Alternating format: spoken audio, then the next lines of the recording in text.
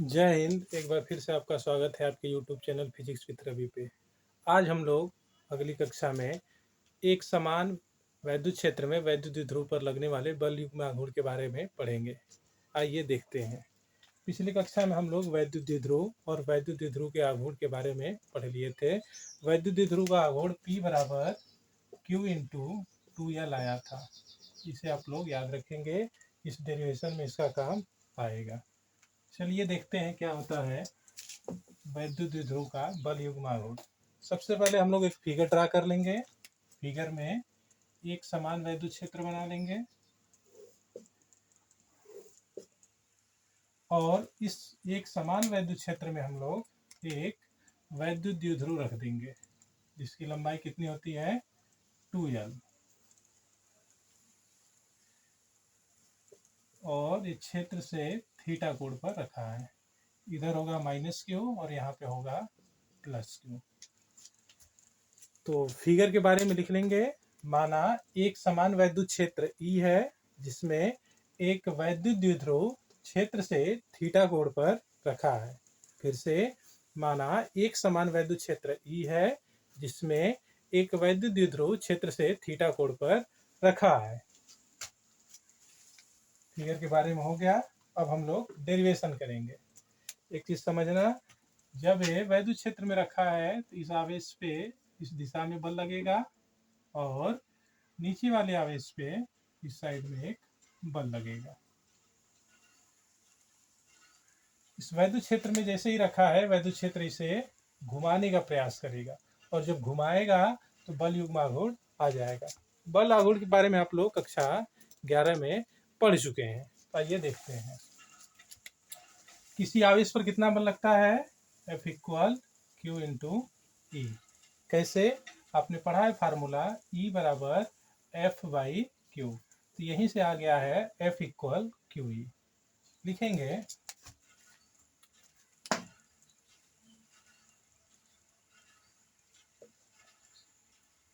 Plus Q आवेश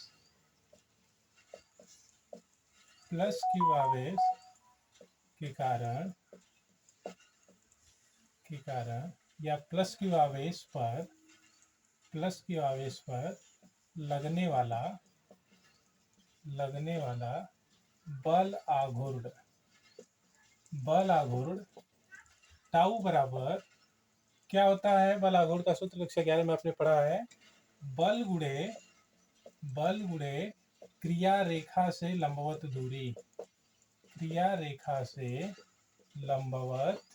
दूरी। तो बल तो Q इंटू E हो गया, लेकिन क्रिया रेखा से लंबवत दूरी क्या होगी? क्रिया रेखा से जो लंबवत दूरी है ये वाली दूरी होगी। इस वाले अक्ष के परितः ये रोटेट करेगा तो ये क्रिया रेखा से लंबवत दूरी है, इसे हमने x मान दिया। ये टोटल 2L है तो आधा इधर से यहाँ पे L हो जाएगा। इस फिगर को हम बाहर निकाल लेते हैं। ऐसे है ये आपका x, ये वाला है L और इधर है थीटा। लगा देंगे साइन थीटा। इसमें साइन थीटा बराबर होगा x बाई एल। तो यहाँ से x का मान होगा L साइन थीटा। आइए देखते हैं। तो यहाँ पे बल हो जाएगा F और क्रिया रेखा से लंबवत दूरी है x। F का मान हम लोग रख देंगे QE और x का मान L साइन थीटा। ये तो प्लस Q सीरीज का हो गया। जब पूरे द्विध्रुव की बात होगी तो प्लस और माइनस दोनों की होगी। तो लिख लेंगे वैद्युत द्विध्रुव पर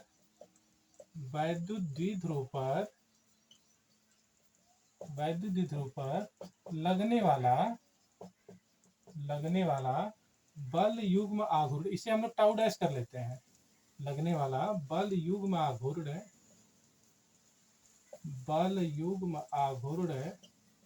टाउ बराबर हो जाएगा 2 टाउ डैश।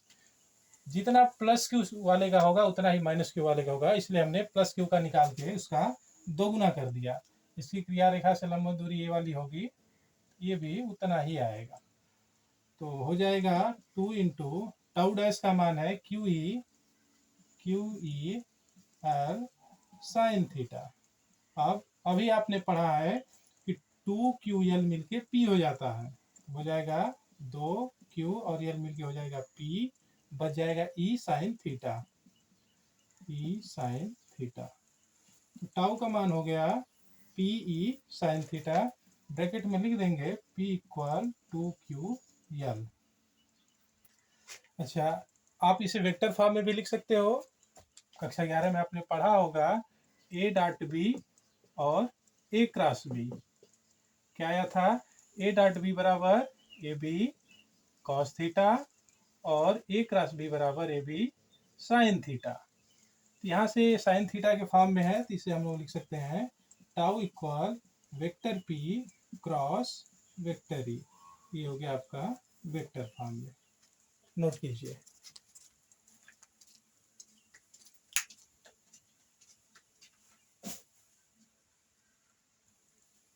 इस प्रकार बल आघूर्ण का सूत्र हो गया टाउ बराबर PE साइन थीटा, या वेक्टर फॉर्म में होगा वेक्टर टाउ बराबर vector P cross vector E। इसे थोड़ा सा आगे हम लोग और बढ़ा लेंगे। टाउ मैक्सिमम के लिए, टाउ मैक्सिमम कब होगा? जब थीटा कितना होगा? 90 डिग्री। बल आघूर्ण कब अधिकतम लगेगा? जब ये एकदम सीधे होगा, सीधे होगा तो इस पे अधिकतम बल लगेगा। इस स्थिति में हो जाएगा टाउ मैक्स बराबर पी ई साइन 90। यहाँ से P का मान हो जाएगा टाउ मैक्स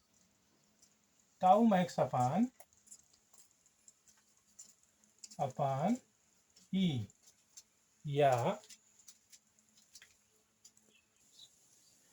यहाँ यदि E का मान, यदि E बराबर 1 न्यूटन प्रति कूलम हो, तब P बराबर हो जाएगा टाउ मैक्सिमम। यहाँ से P की परिभाषा, P मतलब वैद्युत द्विध्रुव आघूर्ण की एक और परिभाषा हमें मिल जाएगी। क्या बनेगी?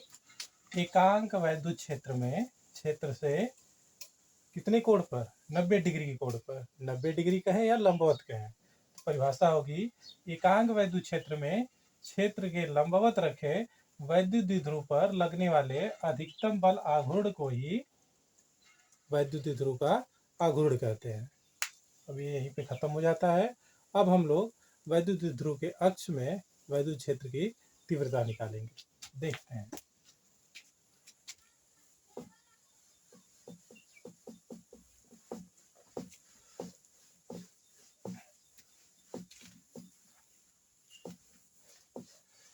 वैद्युत द्विध्रुव की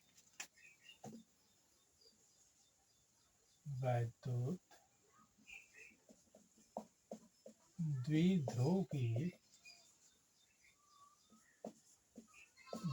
द्विध्रुव की अक्षीय स्थिति में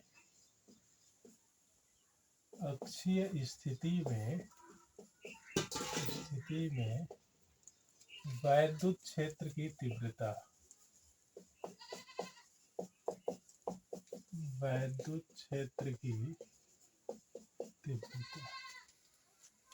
वैद्युत द्विध्रुव की अक्षीय स्थिति में वैद्युत क्षेत्र की तीव्रता। पहले समझ लेते हैं अक्षीय स्थिति क्या है और निरक्षीय स्थिति क्या है।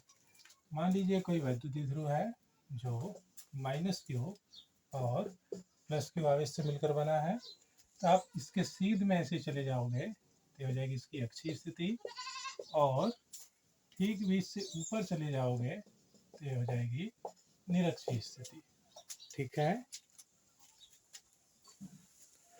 फिगर आप लोग बना लेंगे। अक्षीय स्थिति में वैद्युत क्षेत्र की तीव्रता के लिए एक वैद्युत द्विध्रुव है जो -Q +Q आवेश से मिलकर बना है। इसके अक्ष में इससे r दूरी पे हमने एक बिंदु P लिया है जहां वैद्युत क्षेत्र की तीव्रता ज्ञात करनी है। तो फिगर के बारे में भी लिख लेंगे। माना एक वैद्युत द्विध्रुव है, इसके अक्ष में इससे r दूरी पर कोई बिंदु P है जहां वैद्युत क्षेत्र की तीव्रता ज्ञात करनी है। अब डेरिवेशन करते हैं।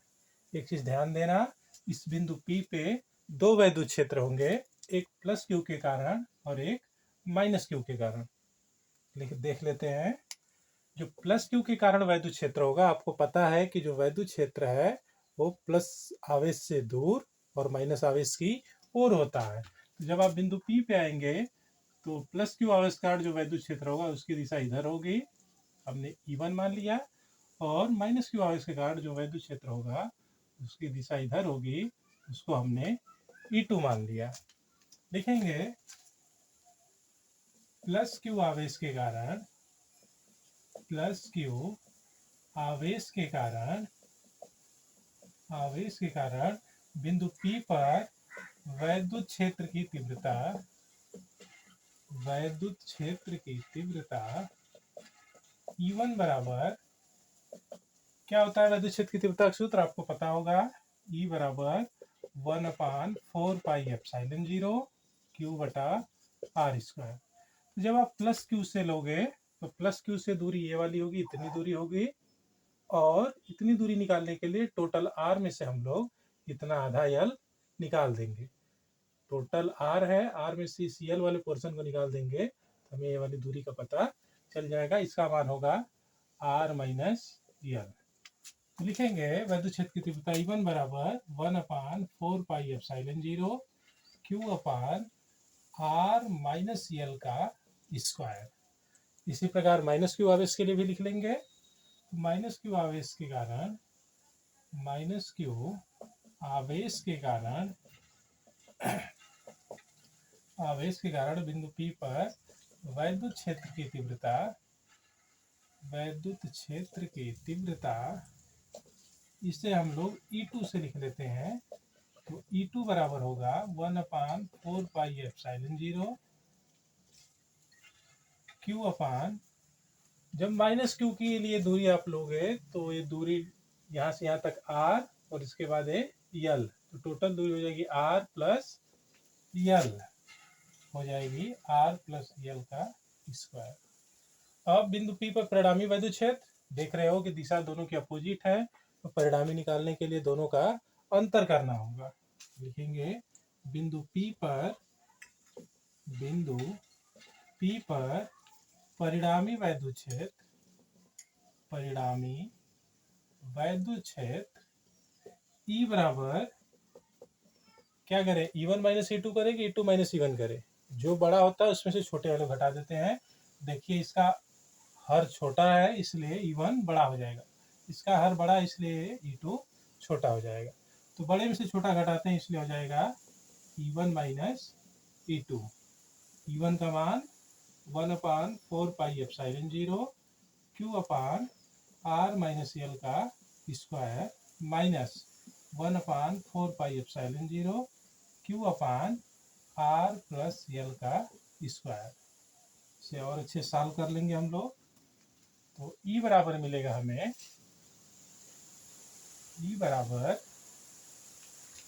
कॉमन वाला निकाल लेते हैं एक तरफ, 1/4πε0 Q, ब्रैकेट में बचेगा 1/R माइनस यल का, R माइनस यल का स्क्वायर माइनस, यहाँ बचेगा 1/R प्लस यल का स्क्वायर। अब इसे और सॉल्व कर लेंगे, इसका मल्टीप्लाई यहाँ, इसका मल्टीप्लाई यहाँ, और इन दोनों का आपस में मल्टीप्लाई, तो हमें मिलेगा 1/4πε0 Q, इसका मल्टीप्लाई यहाँ कराएं तो हो जाएगा R प्लस यल का स्क्वायर माइनस R माइनस यल का स्क्वायर, और इन दोनों का आपस में मल्टीप्लाई हो जाएगा R माइनस यल का स्क्वायर और R प्लस यल का स्क्वायर। इसका होल स्क्वायर ओपन कर लेंगे, या ए स्क्वायर माइनस बी स्क्वायर लगा देंगे, ए स्क्वायर माइनस बी स्क्वायर ही लगा देते हैं, हो जाएगा 1/4πε0 Q, ए स्क्वायर माइनस बी स्क्वायर होता है एक ब्रैकेट में ए प्लस बी और एक ब्रैकेट में ए माइनस बी, एक ब्रैकेट में इन दोनों को जोड़ देंगे, अगले ब्रैकेट इन दोनों को घटा देंगे, हो जाएगा R प्लस यल, इसको जोड़ेंगे तो प्लस R माइनस यल, अगले ब्रैकेट में घटा देंगे R प्लस यल माइनस, जब माइनस लगाएंगे तो जो प्लस हो माइनस में हो जाएगा, जो माइनस हो प्लस में हो जाएगा, R हो जाएगा माइनस में और यल माइनस में है तो प्लस में। नीचे फिर से वही formula, A plus B A minus B है तो A square minus B square, square लगा है तो स्क्वायर लगा देंगे। अब जो कटेगा उसको काट देंगे। इसमें प्लस यल माइनस यल कट जाएंगे और इसमें प्लस आर माइनस आर कट जाएगा।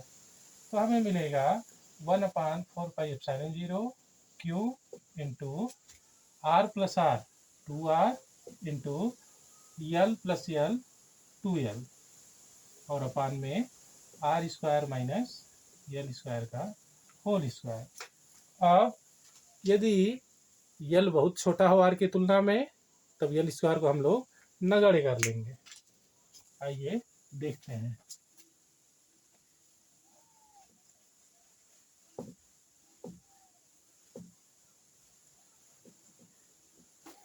यदि इसके बाद यहाँ पे देखना, यदि यल बहुत छोटा हो आर से तब यल स्क्वायर को नगण्य मानने पर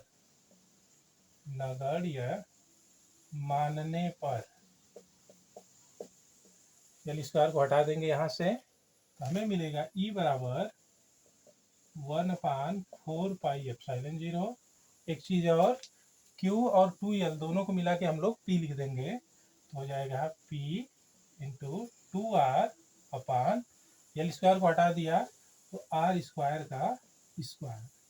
आर स्क्वायर का स्क्वायर मतलब आर की घात 4 हो जाएगा और इधर एक आर है, एक आर इसको काट देगा, कम हो जाएगा। फाइनल हमें ई बराबर मिलेगा 1/4πε0 2p अपान एक आर कम हो गया तो आर क्यूब। तो यही वैद्युत द्विध्रुव के अक्ष में वैद्युत क्षेत्र की तीव्रता है 1/4πε0 2p अपान आर क्यूब। तो आज की कक्षा में इतना ही। आप लोग इसे लाइक शेयर सब्सक्राइब करें। अगले वीडियो में हम लोग वैद्युत द्विध्रुव के निरक्ष में वैद्युत क्षेत्र की तीव्रता पढ़ेंगे। धन्यवाद।